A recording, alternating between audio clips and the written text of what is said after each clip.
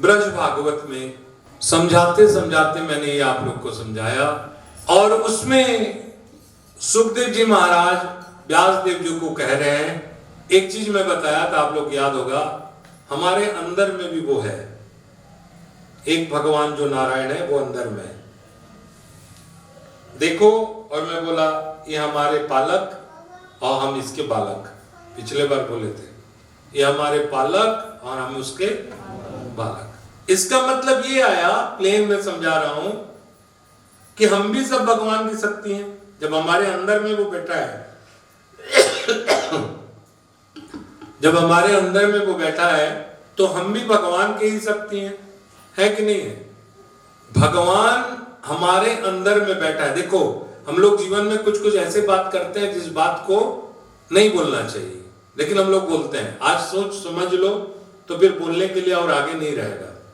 हमारे अंदर एक शक्ति बैठा है जो हमारे पालक है, नारायण की एक शक्ति, जो अंत समय उसी के पास चला जाता है वो लोग, लेकिन वो आके हमारे घट घट में बैठा है, घट घट में, सबके अंदर, मेरे अंदर में भी है, उसके अंदर में है, उसके अंदर में भी है, सब में बैठा है। उस शक्ति का नाम, हम लोग भगवत शक्ति हुए, उस शक्ति का नाम है तटस्था शक्ति। क्या शक्ति? तटस्था जिसको बोलते हैं, अभी एक्टिव अमेरिका है, ऑपोजिट में रसिया है, लेकिन हम लोग भारत जैसे आदमी कुछ तटस्थ हैं। ऐसे हमारे अंदर एक जो शक्ति है वो तटस्थ शक्ति है। कौन है? तटस्थ शक्ति। जो है बोल के हमारी सांस चल रहा है, जो नहीं होगा तो हमको मिट्टी बोला जाएगा, लेकिन वो चुप है अपने अंदर शक्ति, उसको जो भगवान बोलते हैं वो तटस्था शक्ति है। ये जो अंदर में बैठा हुआ है तटस्था शक्ति, यही सब कुछ कराता है। तो प्रश्न उठ सकता है यहां, और उठता भी है, और हम लोग प्रश्न भी करते हैं कि अगर वो सब कुछ करवाता वही है, अगर वो सब कुछ करवाता है तो जीव दुख सुख को क्यों पाता है? तुम अच्छा काम करवाए, वो भी नारायण करवाया, गलत काम किए, वो भी नारायण करवाया। अगर दुख सुख पा क्यों रहा है जब वो सब कुछ वही करा रहा है? जब करा वही रहा है तो दुख सुख क्यों? अगर सुख का, धर्म का अर्थ है सुख, और पाप करने से दुख मिलता है, तो मनुष्य पाप करता है तो फिर दंड क्यों मिलता है? क्योंकि करवाने वाला तो वही है। इसका उत्तर यही है। श्रुति तुम लोग सुनो बच्चे लोग, जो अंदर में भगवान है, ये जीव से पाप पुण्य नहीं करवाता, फिर अंदर में बैठ के करता क्या है? जब बैठा है, पाप का दंड दे रहा है, अच्छा बुरा करवाता है सब, तो करता क्या है? वो करता क्या है? वो हमें कर्म करने की शक्ति देता है। क्या करने की शक्ति देता है? क्या? और एक बार बोलिए। हमें कर्म करने की शक्ति देता है। हम अच्छा कर्म करेंगे कि बुरा कर्म करेंगे वो उसका गारंटी नहीं है। हमको दे दिया भगवान 5 लाख रुपया, वो अच्छे में लगाए या बुरे में लगाए, वो आपका काम है, वो उसका काम नहीं है। वो अंदर बैठा है तटस्था शक्ति, चुपचाप देख रहा है। जगन्नाथ के सामने पंडित लोग लूट लेते हैं पुजारी को, जगन्नाथ चुपचाप ऐसे करके बैठा है, तटस्था शक्ति है। उठ के 2 जापर चक्र नहीं मार देता, 2 नकली चक्र रखा हुआ है। तो ये जो तटस्था शक्ति है, ये पाप पुण्य करने से दंड और सुख नहीं देता है। मधु, कोई बोलता है ना, हाय मेरा बहुत पाप हुआ है, भगवान दंड दे रहा है ना। भगवान जो तटस्था शक्ति है वो हमें पाप पुण्य करने की शक्ति को नहीं देता, हमें कर्म करने की शक्ति देता है। जैसे सुन मां, एक करंट सब में है, ये चारों तरफ तार है, ये चारों तरफ तार है तो चारों तरफ करंट है। किसी करंट से आप बाजा बजवा लो, किसी करंट से फ्रिज चला लो, किसी करंट से पंखा चला लो, किसी में आयरन कर लो, एक ही तार। उपयोग आपके ऊपर है। आपको पसंद नहीं आया तो कोई नेकेड तार को छू लो, समझे? तार कभी नहीं कहेगा तो ये छू मत, मरेगा बोल के, क्योंकि वो तटस्था शक्ति है। क्या है? उसमें बोलने के नहीं है, कर्म करने की शक्ति दे दिया, तुम ये करो वो करो, फ्रिज चलाओ, ये चलाओ, साउंड सिस्टम चलाओ, लेकिन पकड़ोगे तो मारेगा करंट, वो है तटस्थता शक्ति। चाहे आप अंधेरे फ्रिज चला लो, चाहे आप प्रकाश जला लो, चाहे करंट का नेकेड वायर को छू लो, ये जो नेकेड तार को छूने इसमें जो करंट है सारी का, उसको बोलते हैं तटस्थता शक्ति। ये तटस्थता शक्ति कहाँ है? हमारे अंदर है। जो भगवान हमारे पालक बन के बैठा है वो तटस्थता शक्ति सब में है। कमलेश भाभी में थोड़ा ज्यादा है और सारिका में कम, ऐसा बात नहीं है, सब में इक्वल है। हम लोग पाप और पुण्य का दंड और सुख और दुख पाते हैं, लेकिन वो भगवान नहीं देता, तो फिर देता कौन है?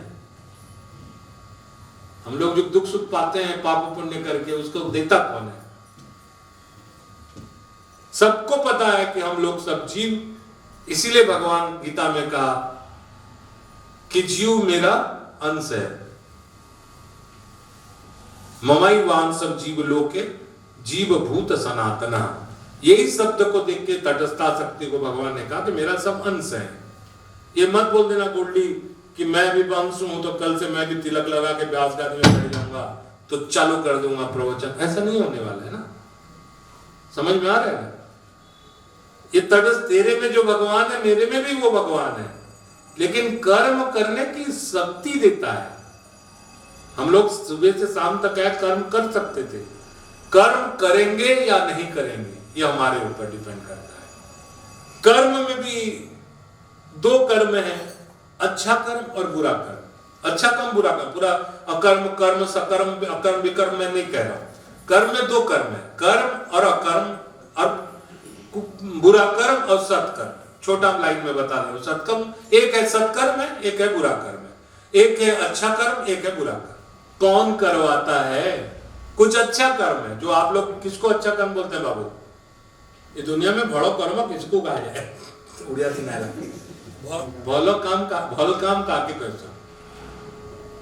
वो नेता है, वो बोलेगा आज के दलित लोग का सेवा करना है, लोग का सेवा करना, ये करना, यूथ का काम करना, पानी इलेक्ट्रिक बिजली बिल, और जो उसका मन में वही बोलेगा। किससे ज्यादा भलो कर्म का के कैसा? एक सो कॉल्ड भी होता है ना अच्छा काम बुरा काम। काली गला चिपी दवा तो नहीं कौन अच्छा काम, किसी गला चिप दवा देना तो अच्छा काम कोई नहीं बोलेगा ना। तो ऐसा बड़ा वाला उदाहरण दो ना। एक होता है अच्छा काम, एक होता है बुरा काम। गला काटना अच्छा काम है कि बुरा काम है? डॉक्टर जो काटता है सांस लेने के लिए, वो अच्छा है कि बुरा है? देखिए वही कर्म बदल गया। तभी मैंने बोला था हानि लाभ जीवन मरण जस अब जस विधिया। कोई कर्म करने से किसी अलग का फायदा मिलता है, किसी को नहीं मिलता है। लेकिन हम लोग यही नहीं जाके एक पजल में अच्छा कर्म और बुरा कर्म दो में जाते हैं और इसको पूछते हैं कि कौन करवाता है। हमारे अंदर में अगर वो बैठा है, फिर घुमा रहा हूं, और वो हमें दुख सुख देता है, सब कहते हैं देता है, मैं कहता हूं नहीं देता है, फिर देता कौन है? पहले हमारे अच्छा कर्म या बुरा कर्म। तो हमारे अच्छा कर्म बुरा कर्म करवाता कौन है? वो कर्म करने की शक्ति देता है, करवाता वो नहीं है। शक्ति देता है तो दो कर्म है, अच्छा कर्म और बुरा कर्म। कौन करवाता है? हमारे अंदर दो चीज है जो कोई नहीं देख सकता। एक होता है कामना, डिजायर, कुछ पाने की, लोकेशना, वित्तेषणा, पुत्रेषणा, ये जो पाने की इच्छा रहता है कि मतलब लोग को भलो कहिए, करने की जो इच्छा है, इच्छा होता है ना, एक इच्छा, एक कामना और एक वासना। ये दोनों चीज मनुष्य के सुख और दुख में बांधता है। समझ में आया? ये भगवान नहीं दिया है कामना और वासना, कर्म करने की ताकत दिया है। हम लोग उसमें कर्म में कामना जोड़ दे रहे हैं और कर्म में वासना जोड़ दे रहे हैं, इसलिए हमें गड़बड़ लग रहा है। सबका अच्छा और बुरा में फर्क आ जाए। हम सत्कर्म में प्रभुत्व हो, जिसको शास्त्र सत्कर्म बोला है उस रास्ते में हम लोग चलें। क्या बोलता है गाना? इतनी शक्ति हमें देना दाता,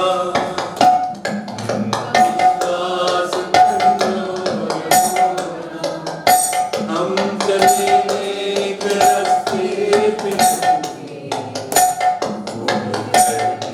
कोई भूल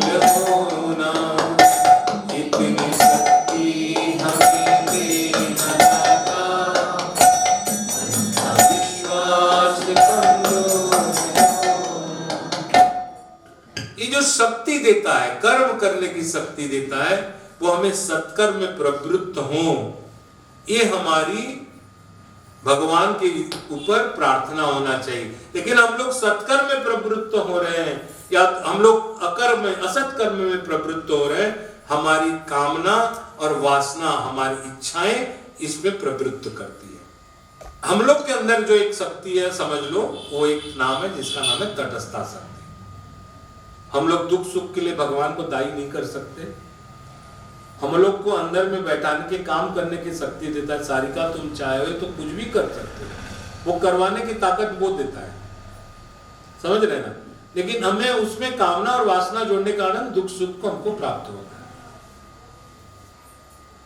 तो ये जो अंदर में बैठा हुआ हमें ताकत देता है, उसका नाम है तटस्थता शक्ति। क्या शक्ति? तटस्थता शक्ति। ये जो भगवान है, जो ब्रह्म परमात्मा और नीचे आके आए भगवान, जिसको हम लोग भगवान कहते हैं शास्त्र में, ये थोड़ा पजल करेगा अभी। ये भगवान सर्वोपरि तीन शक्ति है ये भगवान की। ऐसे तो भगवान का असंख्य शक्ति है। ये अंदर बैठे हुए शक्ति हैं, आपके घर में बैठे हुए शक्ति हैं। लक्ष्मी रूपेण संस्थिता, शक्ति रूपेण संस्थिता, इच्छा रूपेण संस्थिता, न जाने प्रवृत्ति रूपेण संस्थिता, सब प्रकार की चीज में संस्थिता है। ये भगवान की शक्ति है सारा। लेकिन इसमें तीन प्रकार की शक्ति भगवान की जो बहुत महत्वपूर्ण है, उसको बोलते हैं स्वरूप शक्ति। क्या बोलते हैं? स्वरूप शक्ति। सब बोलिए, स्वरूप शक्ति। और ये स्वरूप शक्ति का भी तीन डिवाइडेड इनटू थ्री टाइप्स। भगवान, देखो, भगवान का अनंत शक्ति, अनंत शक्ति में स्वरूप शक्ति भगवान का तीन महत्वपूर्ण तीन स्वरूप शक्ति, और तीन स्वरूप शक्ति का भी तीन डिवाइडेड शक्ति है। एक संदिनी शक्ति, एक संबित शक्ति, एक आह्लादिनी शक्ति।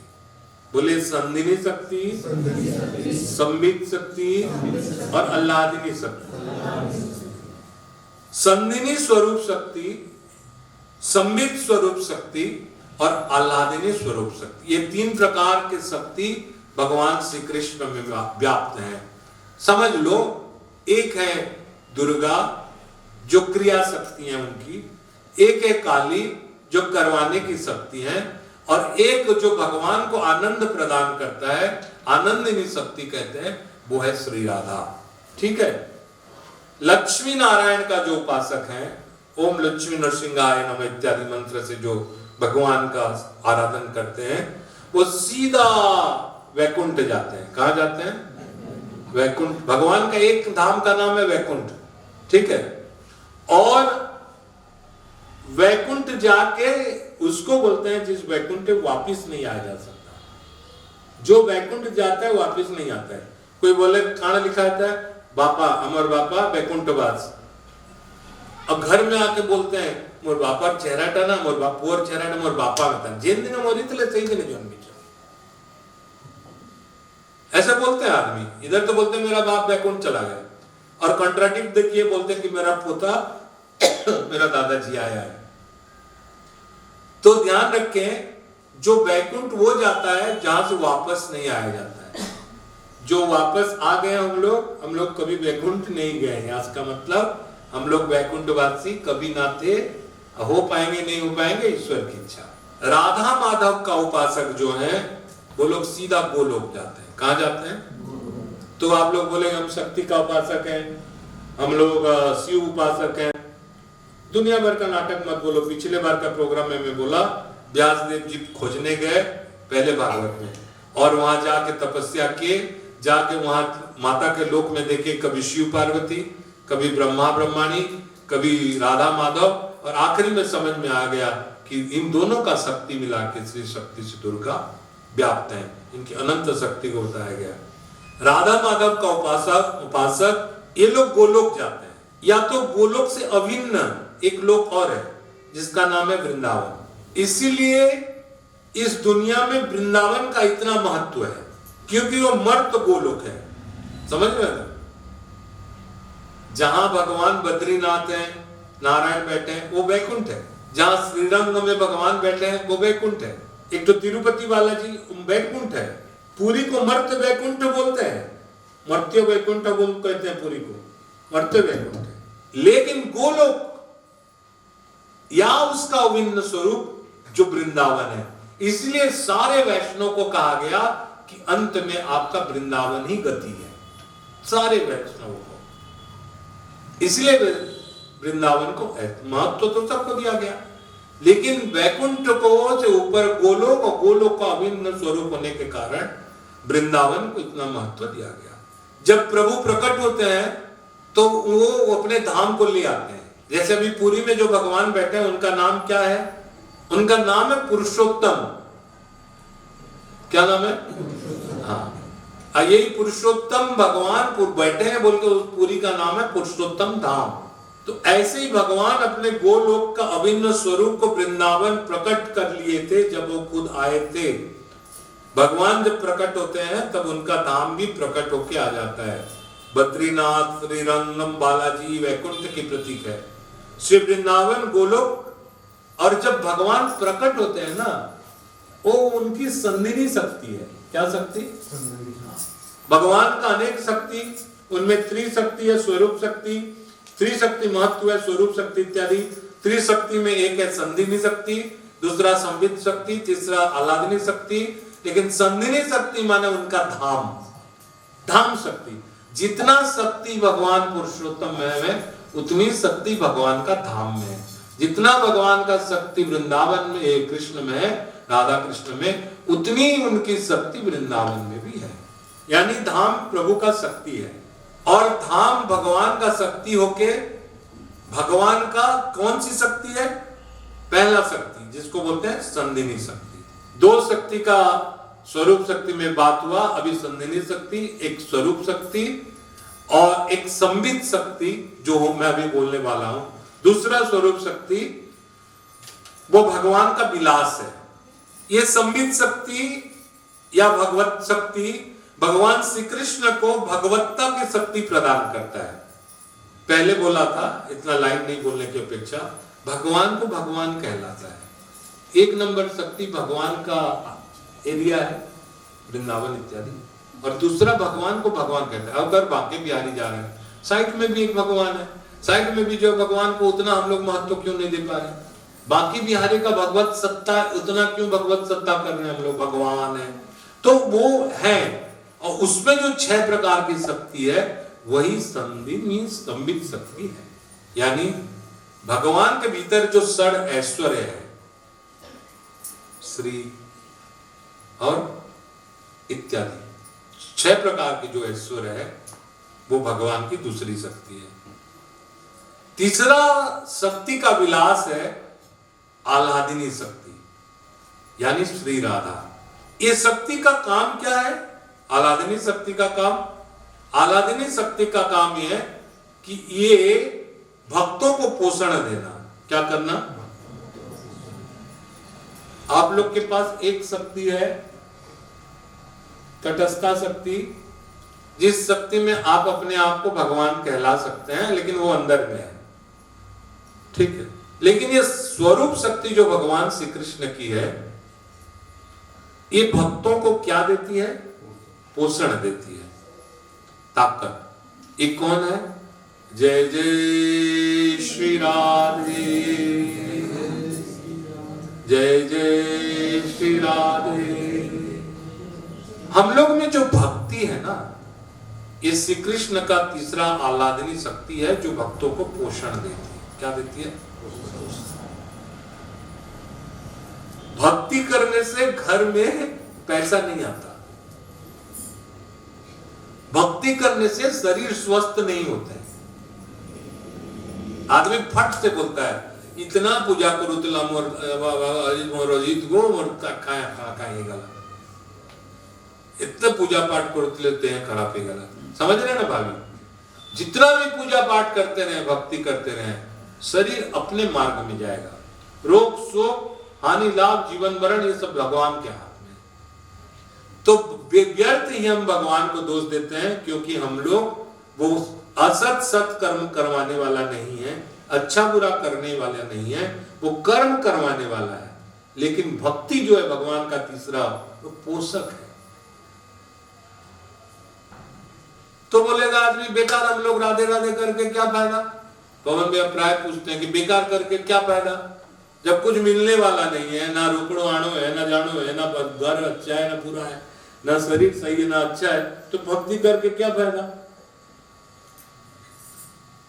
एक बिजनेस है, आज दिन भर हम लोग दुकान जाके कमाए, जितना भी कमाए, जिसका जिसका जितना दुकान है, आज कल बंद कर दी और परसों जाके फिर खोल रहे हैं, तो हमारी संपत्ति वहां से स्टार्ट होती है कि उतना रहती है जो अब परसों था।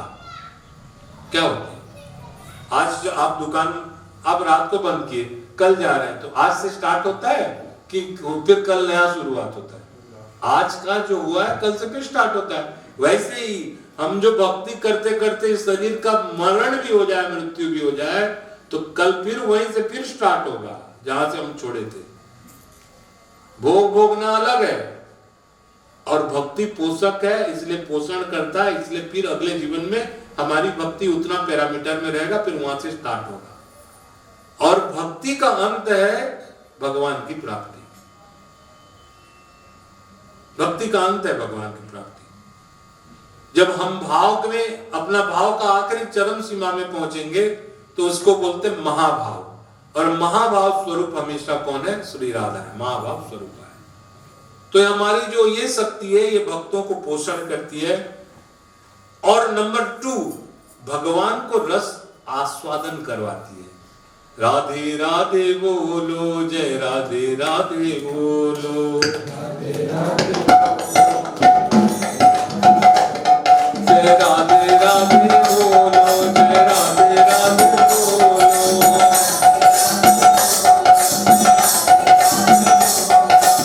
राधे राधे बोलो,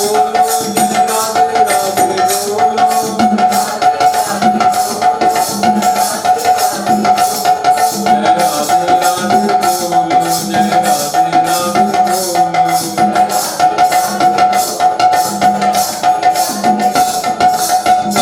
राधे राधे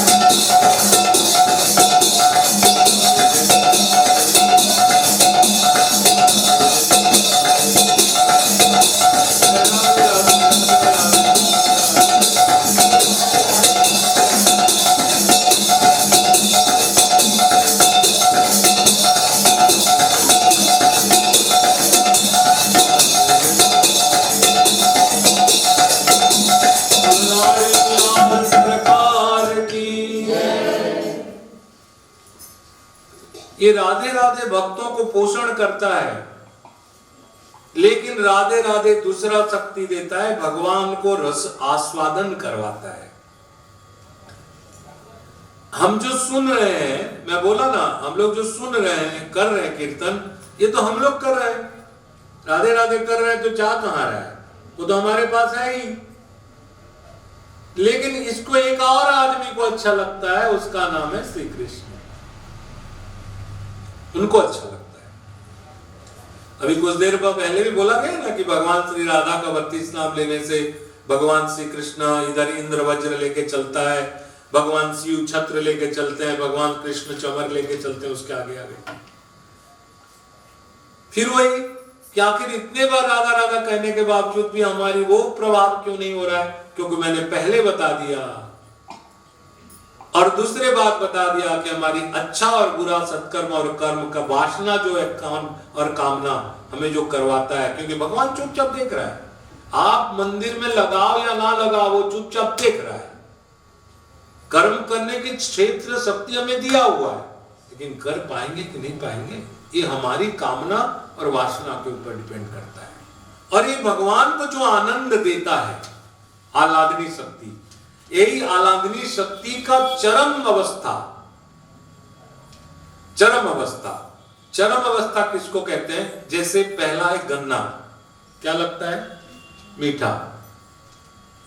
पेड़ दिए, रस निकला मीठा, उसको तावा में गर्म किए, बड़ा बड़ा लोहे का, क्या निकला? मोलासेस निकलेगा, गुड़ निकलेगा, उसके बाद वो चीनी बनेगा, गुड़ के बाद चीनी, उसके बाद बनेगा खांड, पहले बनेगा चीनी, बनेगा मिश्री बनेगा।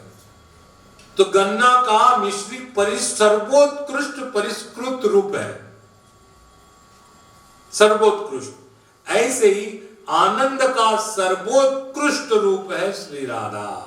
जब आनंद ही सर्वोत्कृष्ट रूप को पहुंच जाता है, प्राप्त हो जाता है, उस अवस्था को आह्लाद कहते हैं। क्या कहते हैं? आह्लाद। ये भी एक रस है, समझे ना, ये भी एक रस है। आह्लाद वो रस है जिस रस में भगवान स्वयं डूबे हुए रहते हैं। हम लोग कीर्तन करते हैं तो आदमी कहता है भक्ति कर रहा है, अच्छा भक्ति वाला है बोलते हैं, भक्ति में डूबा हुआ बोलते हैं।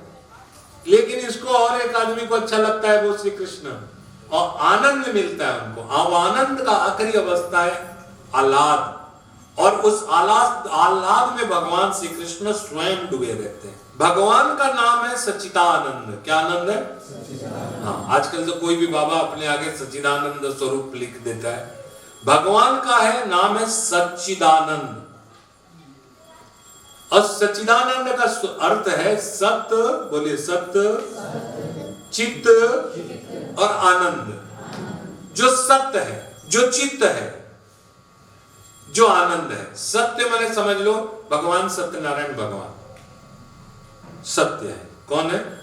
ईश्वर सत्य है, ईश्वर सत्य है। शरीर इस दुनिया में जी रहे सत्य है, हमारे अंदर भगवान है, सत्य है। हाथ पर हिलाने से नहीं हिलता। कौन है? या देवी सर्वभूते चेतन नित्य विद्यते, चेतना नहीं है, चित्त भी है। और आनंद ना हो, कुछ कुछ आदमी जैसे जो कमलेश चंदा भाभी देखो ना कैसे बैठी है।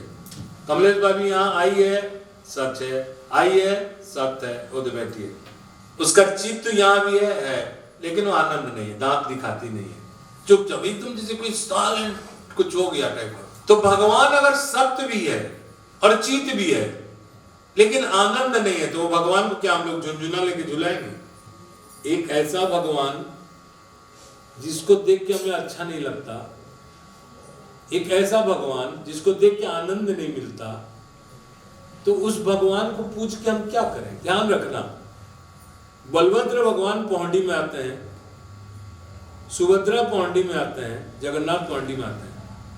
आपको आनंद लगता है देख के? लगता है कि नहीं लगता है? कि कोई पापी है? नहीं लगता है, लगता है सबको आनंद।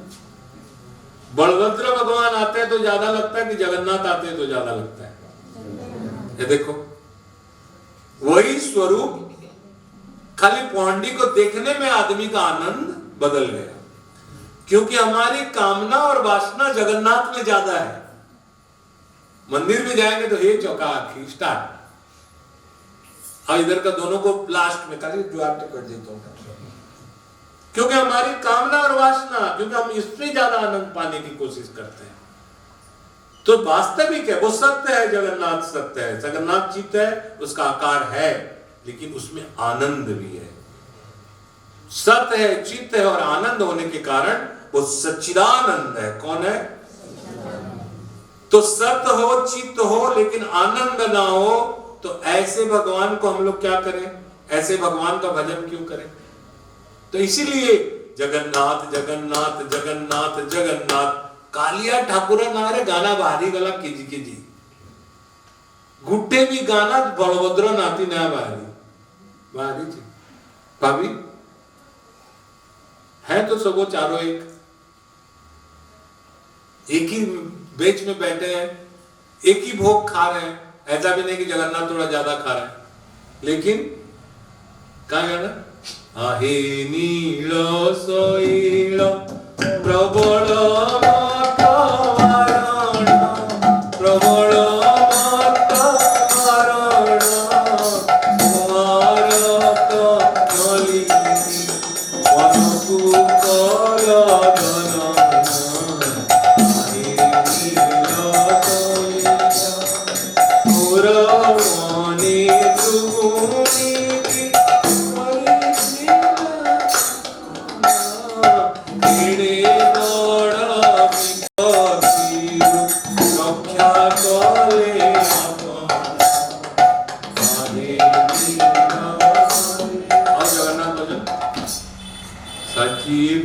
भोजन गाता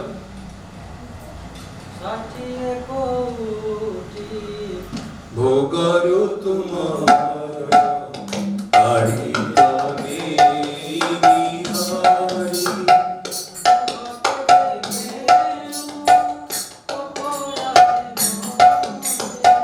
कुहाते में अपराध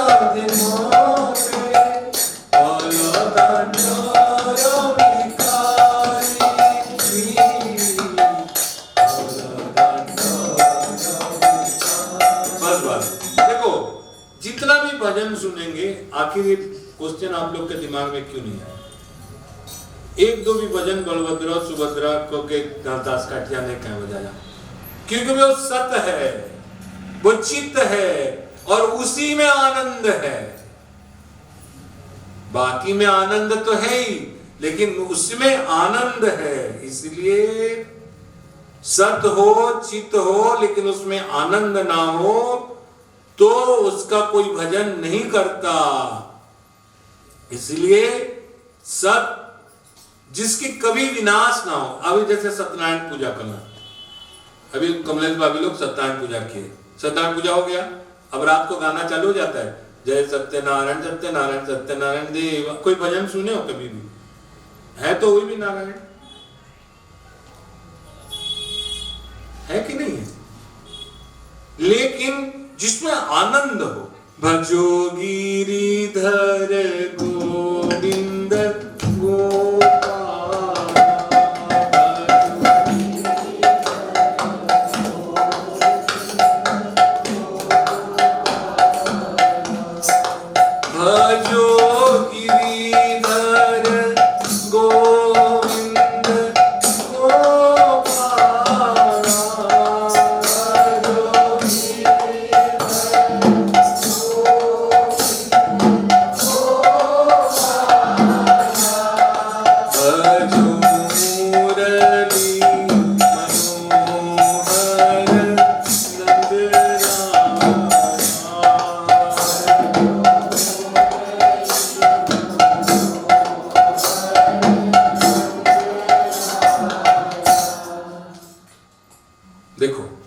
इसी गाने को मेरे ख्याल से 40 साल तक आप लोग सुने होंगे, गाए भी होंगे, सुने भी होंगे, गाए भी होंगे, सुने।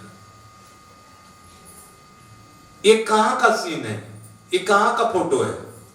किसी को याद नहीं होगा। गाना गाए चल रहा है, बजो गिरधर गोविंद गोशाला, गोशाला बोलते हैं, गोपाला। ये केवल कहां का फोटो है? गोवर्धन का। किसको भजो? जो कौन है? गिरिधर है। श्री कृष्ण ने गिरिधर है। जो गोविंद है। गोविंद कौन? वही गोवर्धन में गोविंद कुंड है। वही गोवर्धन में जहां भगवान को नहलाए कामधेनु की गाय की दूध से, उसी स्वरूप को गोविंद कहा जाता है। और भगवान वैकुंठ में क्या कर रहे? इसमें क्या कर रहे थे? गोवर्धन में क्या कर रहे थे? गो चरा रहे थे। अब गो चराने के कारण उनका नाम क्या था? गोपाल। तीनों स्वरूप वहीं का है। भजो गिरिधर गोविंद गोपाला। अगर थोड़ा थक गए तो क्या करते हैं? भजो मुरली मनोहर। इतना सुंदर मुरली बजाते हैं। है कौन ये लड़का जो इतना सुंदर मुरली बजाता है कौन वो लड़का जो गिरधर उठाया है? गोविंद। वो गोविंद है कौन जिसको इतने बड़े इंद्र आके दूध से स्नान करवाया? वो कौन है? वो नंदलाल है। ये ऐसा परिभाषा करके भगवान का स्वरूप को हमने नहीं देखा। अगर ये सब नहीं समझा तो एक चीज में हम लोग चले गए। कौन? भजो प्रेम गादे श्री राधे। भजो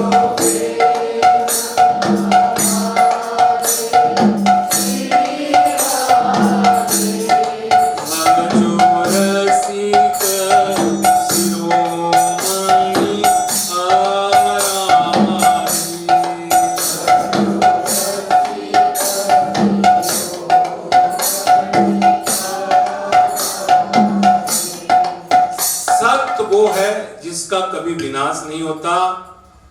चित्त वो है जो सब घट में वास करता है, निवास करता है। हमारे घट में वास, वो चित्त है, चेतना शक्ति। पर आनंद वो हो, अगर आनंद उसमें ना हो तो फिर क्यों? जैसे भी आए आप लोग, आने का हमको आनंद ना मिला तो यहां बैठ के फायदा क्या है? कोई फायदा है? अगर आपको यहां बैठ के कोई आनंद ना मिला तो आपको यहां बैठ के क्या फायदा? यानी आप आए हो सच है, आप सब लोग चेतना लेके आए हो सच है, लेकिन आपको यहां आने में अगर कोई घंटी रखा है उसको रखो, नीचे रखो, और आनंद नहीं मिल रहा है उस चीज पे, तो हमारा सत्य भी रहे चित्त भी रहे, कोई फायदा नहीं हो रहा है। इस तरह भगवान श्री कृष्ण के अंदर में जो आनंद है, जिस चीज को करने से भगवान को आनंद मिलता है, उसका नाम है श्री राधा। क्या नाम है? समझ में आया? इसीलिए वो वृंदावन में रहते हैं। वृंदावन कौन है? जो गोलोक का अभिन्न स्वरूप है। किस लोक का? गोलोक का। और इसी आह्लादनी शक्ति, ये तीसरी शक्ति है। स्वरूप भगवान एक, जिसकी अनंत शक्तियां से एक तीन स्वरूप शक्ति, एक संदिनी, एक संबित और एक आह्लादनी। ये तीसरी जो आह्लादनी शक्ति है, ये आह्लादनी तातेर नाम कहता है। कौन? चैतन्य महाप्रभु। अब आह्लादे जाके, श्री कृष्ण आह्लादे जाके तातेर नाम आह्लादिनी, चैतन्य महाप्रभु कहते हैं। श्री कृष्ण भगवान को जो आह्लाद करने की शक्ति देता है, उसका नाम है आह्लादनी शक्ति। तो ये आह्लादनी शक्ति का सार रस है। जैसे गन्ने का सार रस है मिश्री, वैसे आनंद का सार रस है श्री कृष्ण। और श्री कृष्ण का सार रस है कौन है? श्री राधा। श्री राधा को राधा नहीं कहते, श्री राधा कहते हैं। श्री राधा कौन है? प्रेम है। कौन है? प्रेम स्वरूपा। और प्रेम का अनेक प्रकार के भाव है, प्रेम का अनेक प्रकार की लक्षण है। और प्रेम का अंतिम लक्षण जो है, बहुत बार बता चुका हूं, भावग्राही प्रोग्राम में पूरा बताया था इसके ऊपर। प्रेम का अंतिम लक्षण जो है, उसका नाम है महाभाव। और ये महाभाव जब परिणित हो जाते हैं, कब होता है? जब गन्ना, खांड, चीनी और मिश्री बनता है तो महाभाव होता है। और यही महाभाव का स्वरूप है श्री राधा। और आजकल बाबा लोग बोलते हैं हमारे गुरुजी महाभाव स्वरूप है। बता, समझ में आया? हम लोग कितना बेवकूफ टाइप का शब्द सब यूज करते हैं।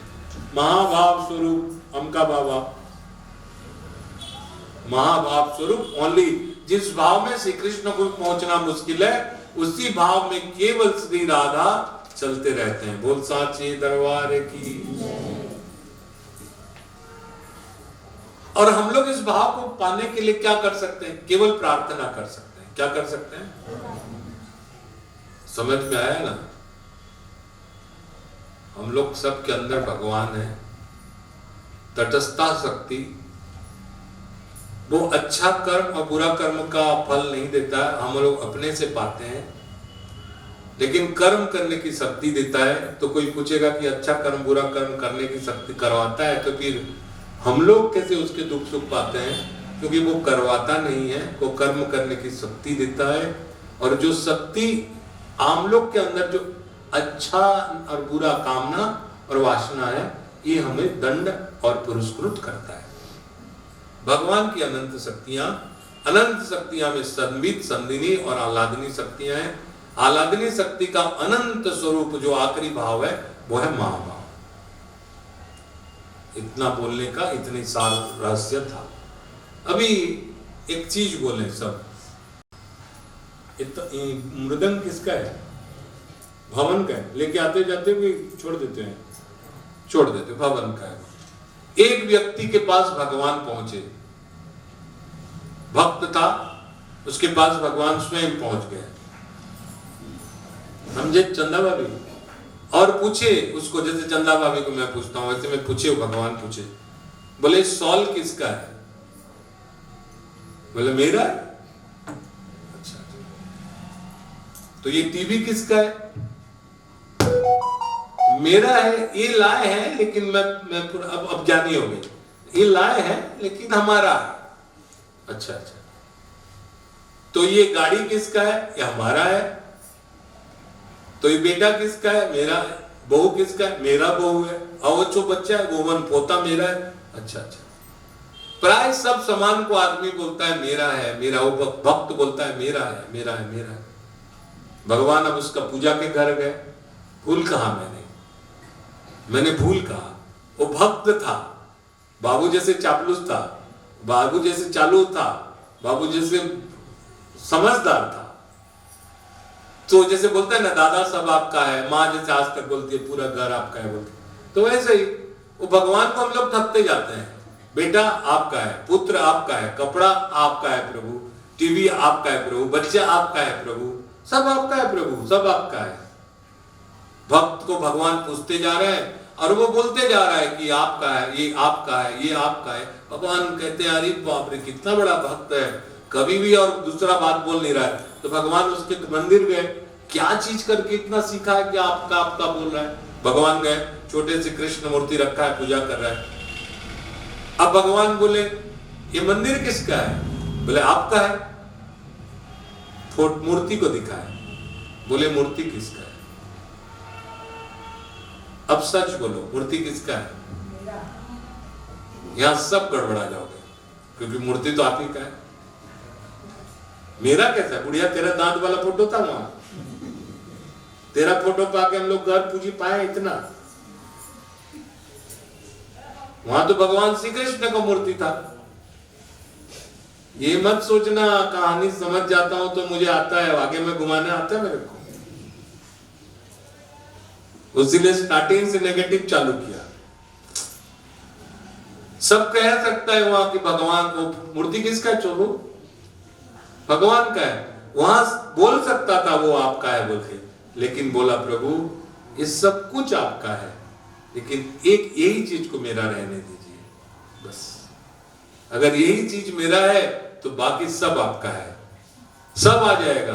अगर ये नहीं रहा तो फिर जीवन में कुछ नहीं आएगा। यही सत्कर्म, यही सत्कर्म है, यही तटस्थता शक्ति। भगवान हमारे सामने रह के दिखता है क्या अच्छा कर रहे हैं, क्या बुरा कर रहे हैं। हम लोग का सबसे बेस्ट दो चीज है हम लोग के पास, जीव के पास, सर्वान कुर्वन्ति, सब करता है मनुष्य, भजनम न कुर्वन्ति। भजन करने के लिए उसका मन ही नहीं बैठता है, बैठेगा तब ना। और जीव का एक और बहुत बड़ा परिभाषा मैं ग्रथित किया हूं इसको, जीव हमेशा काल के ऊपर छोड़ देता है।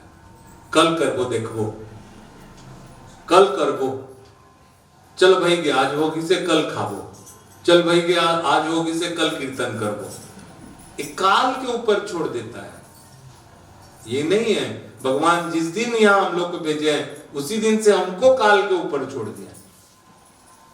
आज मैं यहां बैठा था तो चंदा भाभी बैठी बोल के बोलती है घड़ी आप कहाँ यहाँ रखे हैं, आप यहाँ बैठते हैं, इसको काल चक्र बोलते हैं। मैं बोला बुढ़िया साइकोलॉजिकल पेशेंट दुनिया में ये घूमेगा तो केवल मेरे लिए दिन रात होगा, तेरे लिए नहीं होगा। आज एक दिन निकल गया तो तेरे लिए भी निकला। मैं 51 साल के हुआ तो तुम 71 साल 51 एक दिन का हुई। मृत्यु तुम्हारे पास नहीं आएगी। जिस दिन बैठा दिया गया उसी दिन काल हमारे साथ भेज दिया गया विदाउट। अरे तुम लोग तो सोचते हो कि यहाँ आए तो सोचते हो कि जाए कि ना जाए, हमारा रिजर्वेशन कंफर्म है। हाँ, फर्स्ट क्लास में जाना है कि थर्ड क्लास में जाना है, ये हमारे ऊपर डिपेंड करता है। किसी के सवारी के पीछे फूल जाएगा तो किसी को गाली दे दे के ले जाएंगे, ये हमारे ऊपर डिपेंड करता है। बाकी रिजर्वेशन सबका कंफर्म है। मानते हैं, सब मानते हैं, लेकिन सब कल के ऊपर छोड़ेंगे। कल करबो, कल ही करना। एसएनपी के नहीं हुआ क्या 12 बरस के, देखो बाप रे 12 बरस तक।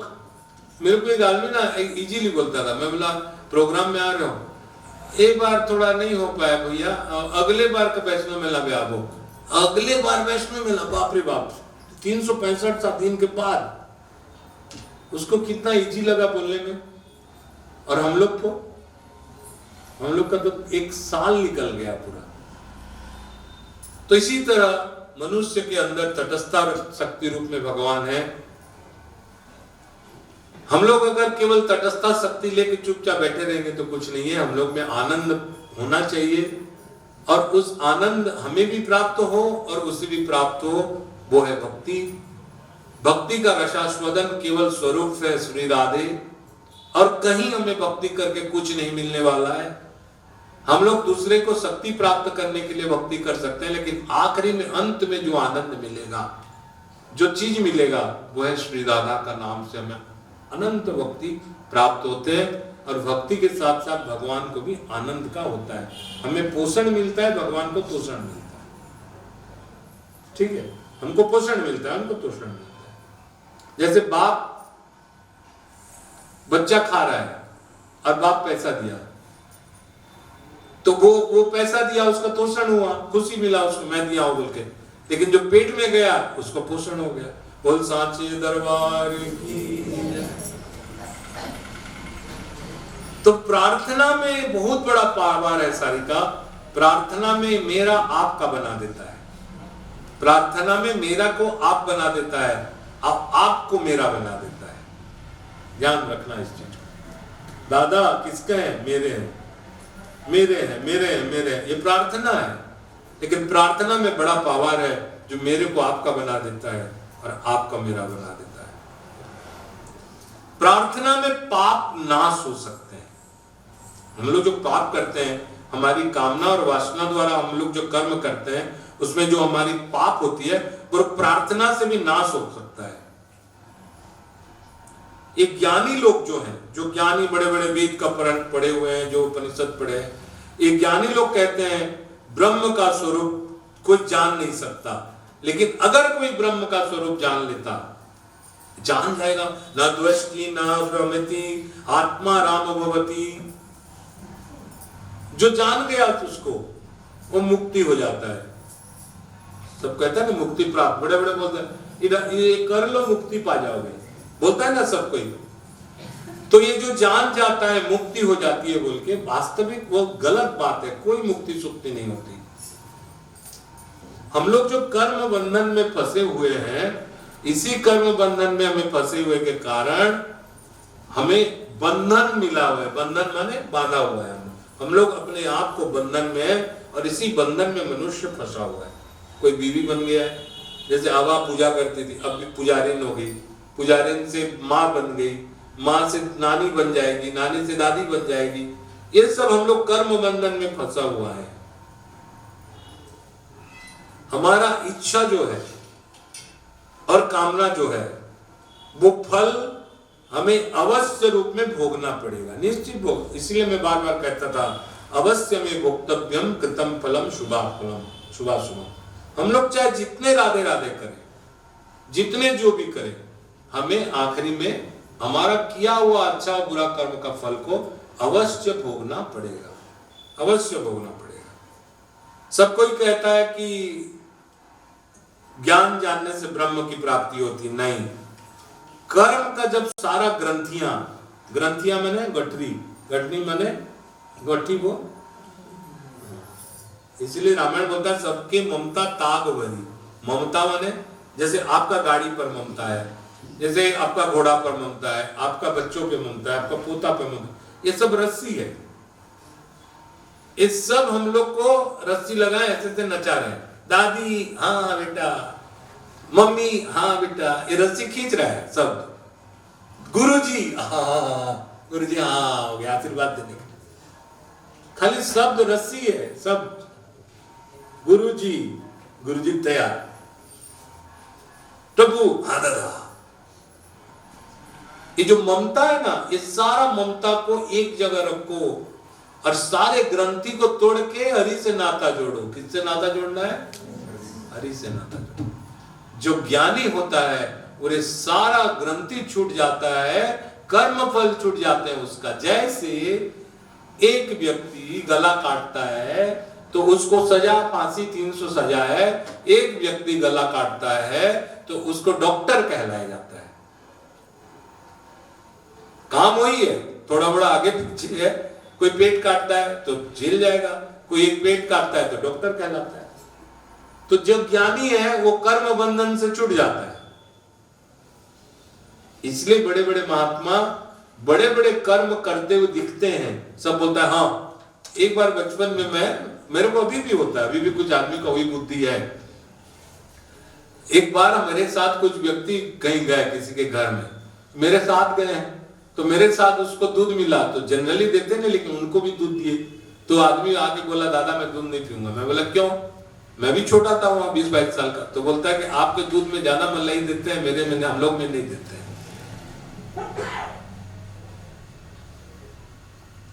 तो जब तक कर्म बंधन नहीं छूटेगा, ज्ञानी मुक्त हो सकता है। कर्म बंधन जब तक रहेगा तब तक ये छूटने वाला नहीं। बोल गाना उठे रेडी रहो, कहवा लगी।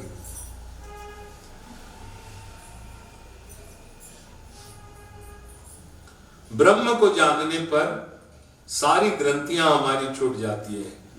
ज्ञान से कर्म को नाश हो सकते हैं, ज्ञान से कर्म। जैसे अभी पूजा समझा रहे हैं, एक ज्ञान आपको थोड़ा बड़ा मिल गया तो सोबू आज के बाद कुछ करने में थोड़ा सकुचाओगे भी, करते चलोगे, सकुचाएंगे।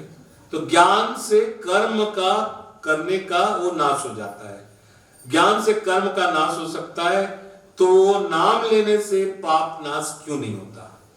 एक क्वेश्चन और, माँ जपते रहती है, वो जपते रहता है, भाभी कहती मैं भी जपता हूं, वो कहता वो मैं भी सब जपता है, कुछ ना कुछ जपते होंगे। जब ज्ञान से कर्म नष्ट हो सकते हैं। अभी सोबू जानी गई, समझ गई इसको, जैसे बाबू अभी समझ गया, तो आज से ये कर्म गलत काम करने के लिए आप लोग रेडी नहीं होंगे, क्योंकि हम लोग अच्छा और बुरा कर्म के बारे में अभी सुने। अगर ज्ञान से कर्म का नाश हो सकता है तो हे गुरुजी आप तो माला लेके बैठे रहते हैं, मेरे ऊपर लेके मैं बोलूं, आपका फिर आप बीमार क्यों पड़े? क्योंकि पाप का शब्द है दुख, तो पाप नाश क्यों नहीं होता? भगवान का होता है तो दोनों सच है। ज्ञान से कर्म का नाश होता है तो नाम लेने से पाप भी नाश होता है, पाप भी नाश होता है। इसलिए नाम लेने के लिए कहा गया है भगवान का शरण ग्रहण करना चाहिए, भगवान का नाम का शरण ग्रहण करना चाहिए। अभी हम लोग और कोई मूर्ति, कोई मंदिर, कोई तीर्थ, अभी किशोर दादा अभी अब कोई तीर्थ जा पाएंगे? अब तीर्थ जाना मुश्किल है, तो तीर्थ का शरण जाना मुश्किल है। अब कोई समलई मां का मूर्ति, अब जगन्नाथ का मूर्ति, अब बद्रीनाथ का मूर्ति, अब नहीं, अब घर में बैठ के बद्रीनाथ, जगन्नाथ, समलई मां जो कर सकते हैं। तो भगवान का नाम का शरण जाना है। किसका शरण में जाना है? नाम का। तो जो आपको संसार के सारे पाप से नष्ट कर सकता है, सारिका भगवान का नाम जो है, उस कहीं नहीं जाने से भी, किसी मंदिर, अब यहाँ नहीं भी आओ कीर्तन करने से, तो दादा जो नाम आप लोग को समझाए हैं, इस नाम को अगर हम लोग लेते रहे तो हमारे सारे पाप नष्ट हो सकते हैं। आज मैं एग्जाम्पल सुना, चंदा भाभी को वृंदावन में खाली पैर घूमने के लिए मैं मना किया। वहां एक भगवान का लड़का से गो चरा रहा था, उससे आर्गुमेंट भी हो गया। वो लड़का, भगवान भाभी आई, आने के बाद छोटा सा घाव हुआ, छोटा घाव से ऐसा हुआ कि पैर काटना पड़ेगा। तो मैं बोला भाभी केवल एक ही शब्द इसी को उच्चारण करते रहो, इसी शब्दों के सुने। आज भाभी बोली, मेरा भाभी भैया डरते थे मेरा पैर काटना पड़ जाएगा, लेकिन उस नाम का उच्चारण के प्रभाव से मेरा पैर रुक गया। मैं बोला काट देते तो अच्छा होता। तो बोलते यहाँ कैसे आते? मैं बोला लंगड़ाते आते, दूसरे पैर काटने के लिए बढ़िया बता देता। तो कहने का मतलब भगवान का नाम लेने से बड़े से बड़े पाप कट जाते हैं। क्षण भंगुर संसार की प्राप्ति। देखो अब बोलता है कि अब मेन टॉपिक है, जब पाप कटता है शोभू भगवान का नाम लेने से, तो हम लोग सब भगवान का नाम ले रहे हैं, मैं ले रहा हूं। अब मेरे ऊपर ले लो कि आप लोग देखिए कि 2 महीना, 3 महीना, 4 महीना, 1 साल, 2 साल, 5 साल में मैंने जो मेरे शरीर के ऊपर आया या आ रहा है, जा रहा है भी, तो इतना भगवान का नाम जब कीर्तन भजन करने के बावजूद भी कितना पाप किए हैं गुरुजी, नहीं छूट रहा है। यहां हम लोग का सेकंड पार्ट चालू होता है। ये दुनिया क्षण भंगुर संसार है। सब कहता है पानी के फोटका जैसे ही संसार है। ये क्षण भंगुर संसार की प्राप्ति के लिए हमें हमारी भगवान नाम को प्रयोग नहीं कर सकते। ये संसार विनाशी है, ये कोई परमानेंट नहीं है। हमारे शरीर कोई परमानेंट नहीं है कि आज अगर तुमको दुख नहीं आया तो फिर 10 साल के बाद नहीं आया। एक दिन तो आएगा। मैं पहले बोल रहा, मृत्यु संभवामी, वो आएगा ही। तो विनाशी संसार के लिए या विनाशी संसार के लिए, विनाशी संसार के लिए, उसके संकट नाश के लिए हम लोग भगवान को प्रार्थना नहीं कर सकते। विनाशी संसार के संकट के नाश के लिए हम लोग भगवान को प्रार्थना नहीं कर सकते। तुम्हारे शरीर में अभी जैसे मधु लिखी, दादा मैं भैया जी मेरा इतना इतना टेम्परेचर है, मैं इतना ये एक्स है, वाई है, जेड है। मैंने खाली 3 शब्द लिखा, डॉक्टर को दिखाओ, रेस्ट करो और मेडिसिन खाओ और नीचे जय माता दी। कुछ नहीं लिखा, क्योंकि होना है, विनाशी संसार है। इस संसार में जो संकट आएगा उसका नाश के लिए हम भगवान को नहीं पुकार सकते। घोरोनी मृगुणी की बड़ी पीड़ा पसना, कीड़े बड़ विपत्ति रक्षा करो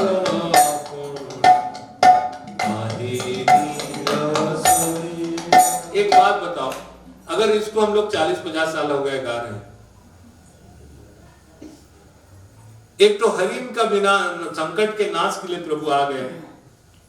अब मैं वृंदावन में 22 दिन तक हॉस्पिटल में था, आप नहीं है। आपको लगता है कि बुलाया गया होगा? लगता है कि बुलाया होगा? नहीं बुलाया है। अगला ने नहीं बुलाया, अगला आया नहीं कि ना, क्योंकि विनाशी संसार के संकट के नाश के लिए भगवान को बुलाया नहीं जाता। समझ में आया? ये है ज्ञान। इसीलिए भगवान की बुआ कुंती कहती प्रभु मुझे कुछ देना है तो दो, मुझे जीवन में दुख दो, क्योंकि दुख में आप हमेशा मेरे साथ रहे, क्योंकि सुख में आप रहे या ना रहे, मुझे देना है तो प्रभु दुख दो। जितने भी भगवान के करीब हैं, जितने भी, चाहे अर्जुन को लो, चाहे भगवान को खुद क्यों ना लो, देखो वो संसार में हमेशा दुख पाते हुए दिखेंगे। आपके हमारे नजर में दुख पाते, जितने बड़े बड़े महात्मा, जितने बड़े बड़े साधु संत देखो, सब दुख पाते हुए दिखेंगे, क्योंकि विनाशी संसार के संकट के लिए भगवान को, या विनाशी संसार के संकट के विनाश के लिए भगवान को बुलाया नहीं। फिर दूसरा लाइन बता रहा हूं, अविनाशी जो सनातन है, जो अविनाशी है, परमात्मा प्राप्ति के लिए, प्राप्ति कराने वाले, तो फिर भगवान का नाम लेके क्या फायदा रे सबू? जब रखे भी है ये संपत्ति और जरूरत के समय बाबा लोग बोलते हैं इसको पुकारना नहीं है, जरूरत नहीं है, तो फिर पुकारेंगे क्यों? भगवान का नाम है अविनाशी, ये कभी नाश नहीं होता। जो सनातन है, अविनाशी सनातन परमात्मा की प्राप्ति जो नाम करा सकता है, परमात्मा को प्राप्ति कराने वाले भगवान का नाम का प्रयोग करना बुद्धिमत्या नहीं है। किसके लिए? विनाशी संसार का संकट को विनाश करने के लिए। अविनाशी सनातन परमात्मा का नाम लेने का, प्रयोग करने का बुद्धिमता नहीं है। समझ में आया? नहीं आया? उड़िया दिन कमी क्या समझ दिन आओ प्रयोग ढीला कर कमी। भगवान अविनाशिया, भगवान सनातन, भगवान परमात्मा, परमात्मा रा नाम ने वाट लगी आमर संकट रो संकट नाश लगी। दुनिया क्षणभंगुर है, आज अच्छे काल नहीं इतर जन ऊपर आमर ऊपर संकट आसुचे, ई संकट रो रक्षा करवा लगी आमे जन भगवान रो नाम रो पूंजी रखीचू है। पूंजी के देखावटा मूर्खामी है। जनता आज मैं 52 साल का होने के बावजूद भी हमारी माँ अपना गोदरेज नहीं दिखाई है। इसी तरह आप अपना नाम को अपने पास छिपा के रखो, उसको संकट आए तो प्रयोग मत कर देना। एसएन पांडे का नाम जब इतना आसान नहीं है कि 2 दिन 8 दिन के हॉस्पिटलाइज हो जाएगा तो उसको प्रयोग कर देगा कि प्रभु मुझे यहां से बचाओ। मैं बताया था जहां से छूटा है फिर वहीं से स्टार्ट होगा। हमारी भक्ति हमको पोषण करता है और हमारी भक्ति श्री कृष्ण को पोषण करता है। इसके छोड़ हमारी भक्ति कुछ नहीं करता किसी के लिए। आना है तो आओ, करना है तो करो, नहीं करना है तो कर जाओ। यही सच्चाई है। कोई को बोलता है ना इतना दिन मेरा बेटा आपके साथ रहा, फायदा क्यों नहीं हुआ? तो मैं तो नहीं बोला था फायदा होगा बोलते, अभी तो मेरे को फायदा नहीं हुआ है। सच्चाई यही है। तो अभी समझ रहे हैं ना। बहुत मूर्ख आदमी है होते होंगे जो मेरे प्रवचन में बैठते नहीं समझते होंगे। कुछ आदमी के ऊपर नजर रहता है। जैसे आदमी गजल गाता है, किसी नजर को तेरा इंतजार आज भी है, किसी नजर को तेरा इंतजार आज भी है। वो गाने वाला गाता पूरा पब्लिक की महफिल में, सबके बीचों में, लेकिन उसका आंख उसको खोजते रहता है जो वाह वाह वाह करते रहता है। देखना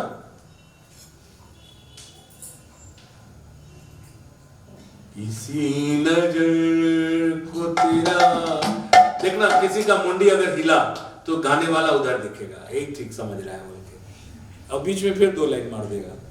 तो ऐसे ही प्रवचन करके जो समझाता वास्तविक है वो बुद्धिमान ज्ञानी को समझाता है, उसको नहीं समझाता है जो कि उसके ना पल्ले आगे पढ़ रहा है ना पल्ले पढ़ रहा है, पीछे पढ़ रहा है। आज मैं जो इतना बोला कुछ समझ में आया तो तुम लोग को क्या आया रे, बड़ा मुंडी हिला दिया ऐसे करके, क्या आया समझ में? एक लाइन में बोलो। मैं तुम लोग को इसीलिए आज तक समझ में आता है गुड़ गोबर क्यों बोलते हैं। मैं बहुत दिन तक समझा नहीं था कि आखिर गुड़ गोबर क्यों बोलते हैं, इडली गोबर क्यों नहीं बोलते, चनाचूर गोबर क्यों नहीं बोलते, गुड़ के साथ गोबर को क्यों तुलना करते हैं? समझ में आया। गाय को गुड़ खिलाओ, वो क्या करेगा?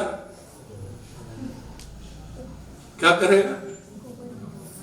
तो मैं जितना भी गुड़ खिलाऊं तुम लोग कर ही वही रहे हो। क्या कर रहे हो? बस मेरा करना सब गुड़ गोबर हो जा रहा है। बोलता है ना, आपने इतना समझाया सब गुड़ गोबर हो गया। माँ को रोज समझाता हूं सब गुड़ गोबर है, तुरंत उठ के सटाक से बोलती चल अब भाई गया, अब सुते तू। ले मैं बोला देखो कितना बैठ बैठ के समझा रहा हूं मैं, ये लोग तुरंत बोल देते चल भाई गया, अब काम आवे, चल अब मैं थोड़ा मालिश करा, बस हो गई, सब खत्म कहानी। पूरा एकदम मरोड़ देते हैं तुरंत कहानी को। मैंने वो गजल का मुंडी भी नहीं हिलाने वाले हैं लोग।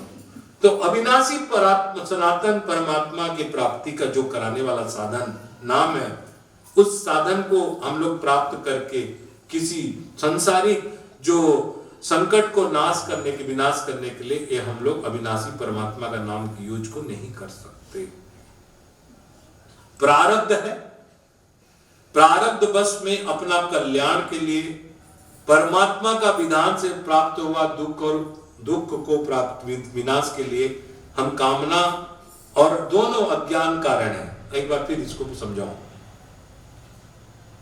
दो प्रकार के दुख मिलता है, एक प्रारब्ध से हम लोग किए हैं और एक भगवान तरफ से। भगवान भी नहीं देता है, लेकिन अभी जैसे समझ लो टैक्स बढ़ गया तो मेरे लिए बढ़ा है, सबके लिए बढ़ा है। एक नियम बना सबके लिए बन गया, दुख सबको मिला। कुछ आदमी उसमें भी फायदा उठा लेता है, बात बता रहे, उसमें भी कुछ आदमी फायदा उठा लेता है। प्रारब्ध बस अपने कल्याण के लिए, परमात्मा के विधान से प्राप्त हुआ दुख के विनाश के लिए। जैसे दुख दुख चाहि मुड़ न धर्मरत, दुख करने सुख चाहि मुड़ न धर्मरत। सुख करने की इच्छा है सबको, लेकिन धर्म करने की इच्छा नहीं है, और पाप करने की पूरा इच्छा है, करते हैं, और दुख पाने की इच्छा नहीं है।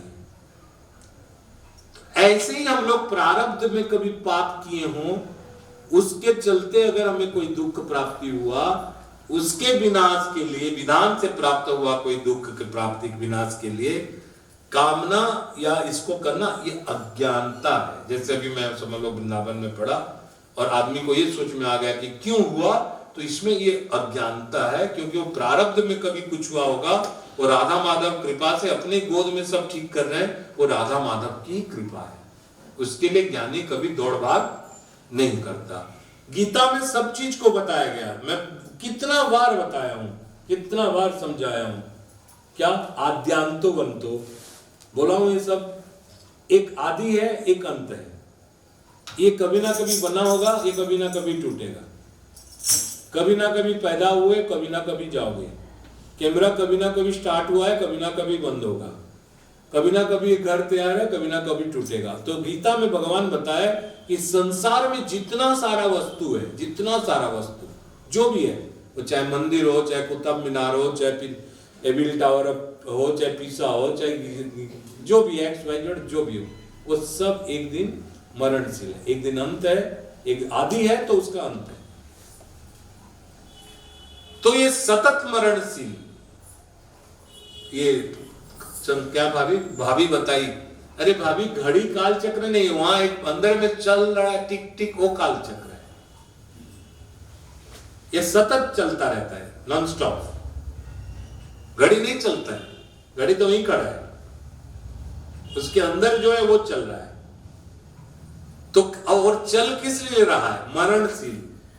हम लोग कभी आगे बढ़ने तरफ नहीं जा रहे हैं, सब पीछे के बढ़ने तरफ जा रहे हैं। एक दिन कटा, अभी 1 मिनट कटा, अभी 1 सेकंड कटा, बढ़ते जा रहे हैं। तो इसको बोलते हैं सतत मरणशील। हम लोग मरने की ओर जा रहे हैं, सब कोई जा रहा है, सतत हर सेकंड मरने की ओर जा रहे हैं, हर सेकंड। तो सतत मरणशील वस्तु की प्राप्ति का चाहत कैसा छोड़ू? तेरे को एक तो अंगूठी दे दिया तो जिंदगी भर थोड़ी रहेगा वो अंगूठी, आज नहीं तो कल टूट जाएगा। टूटेगा कि नहीं टूटेगा? तो ये इस चीज की चाहत क्यों? क्योंकि एक बार एक बाजार की लेडी थी, तो कोई संत महापुरुष पहुंचे और बोले कि ऐसा में तुम्हारा जिंदगी नहीं होगा, स्टार्टअप किए, तुम कुछ खिलाओ पिलाओ, दान दक्षिणा दो कि तुम्हारी कल्याण होगा, घर में तुम्हारी बरकत होगी। उन्होंने देखा बाबा आए, तीसरा चौथा दिन बहुत बड़ा भीड़ हुआ है, सबको बुलाइए, अपने स्टैंडर्ड की सब लेडीज लोग को, और खिला रही पिला रही। उन्होंने देखा, बोला तेरा कल्याण नहीं होने वाला। बाबा अब 10 आदमी को खिलाने के लिए बोले थे, मैं 100 आदमी को खिला रहा हूं। बोले तेरा कल्याण नहीं होने वाला। बोले क्यों? माड़ जानते हो? माड़, चावल का माड़ जो रहता है, क्या बोलते हैं उसको? माड़ से हाथ नहीं धो सकता कोई। अगर कोई चाहे कि माड़ से मैं हाथ धो लूं तो धुलेगा? इसलिए मल से मल नहीं धोला जा सकता। इसलिए सतत मरणशील वस्तु प्राप्ति के लिए हरि नाम को उसमें यूज नहीं किया जा सकता। हरि नाम, राधे का नाम अपूर्व है। मैं राधे का नाम का गुणगान कर रहा हूं, और कर कौन रहा है? कौन कर रहा है? सुखदेव जी। और समझा किसको रहा है? व्यास देव जी को। ब्रज भागवत कंटिन्यू चल रहा है। सांसारिक लाभ और हानि जो प्रारब्ध के बस पर छोड़कर, हम लोग को क्या हानि होना है, क्या लाभ होना है? हम लोग चंदा दे दिए 10,000, हमको क्या फायदा होना है, क्या नहीं होना है? ये सतत प्रारब्ध के ऊपर छोड़कर निश्चिंत होकर चलना चाहिए। कीर्तन किया, छोड़ दे, क्या होगा? क्या होनी है क्या अनहोनी, क्या होनी है क्या अनहोनी, इसका सबको ज्ञान मारने वाला है भगवान, जाने वाला है भगवान, मारने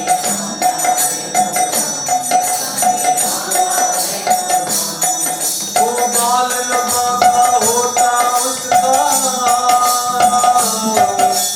बाल लगा होता उसका, जिसका रक्षक करुणा निदान, मारने वाला है भगवान,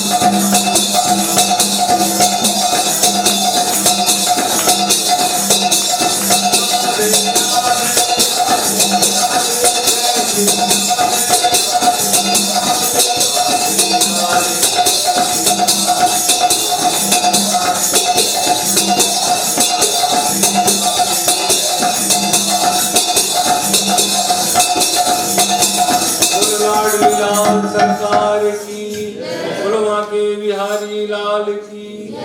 हमारा कीर्तन हमको पोषण और भगवान को तोषण करता है। इसके छोड़ सत्यनारायण पांडे की कीर्तन भजन प्रवचन में कुछ नहीं प्राप्ति होता है।